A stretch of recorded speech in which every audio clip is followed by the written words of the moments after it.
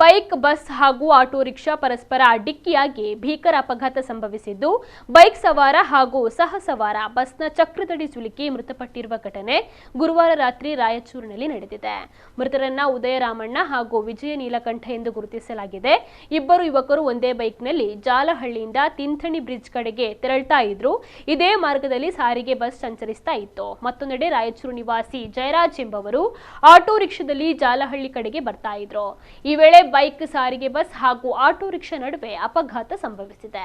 ಅಪಘಾತದ ರಭಸಕ್ಕೆ ಬೈಕ್ ಸವಾರರು ಬಸ್ನ ಚಕ್ರದಡಿ ಸಿಲುಕಿದ್ದಾರೆ. ವಿಜಯ ನೀಲಕಂಠ ಸ್ಥಳದಲ್ಲೇ ಮೃತಪಟ್ಟರೆ, ಗಂಭೀರವಾಗಿ ಗಾಯಗೊಂಡಿದ್ದ ಉದಯ ರಾಮಣ್ಣವರನ್ನ ಆಸ್ಪತ್ರೆಗೆ ರವಾನಿಸಲಾಗಿತ್ತು. ಆದರೆ ಆಸ್ಪತ್ರೆಗೆ ಸಾಗಿಸುವ ಮಾರ್ಗ ಮಧ್ಯೆಯೇ ಅವರು ಮೃತಪಟ್ಟಿದ್ದಾರೆ ಎಂದು ತಿಳಿದು ಬಂದಿದೆ. ಇನ್ನು ಘಟನಾ ಸ್ಥಳಕ್ಕೆ ಪೊಲೀಸರು ಭೇಟಿ ನೀಡಿ ಪರಿಶೀಲನೆಯನ್ನು ನಡೆಸಿದ್ದಾರೆ. ಆಟೋ ಹಾಗೂ ಬಸ್ ಚಾಲಕರ ವಿರುದ್ಧ ದೂರು ದಾಖಲಾಗಿದ್ದು, ಪೊಲೀಸರು ತನಿಖೆಯನ್ನು ಕೈಗೊಂಡಿದ್ದಾರೆ.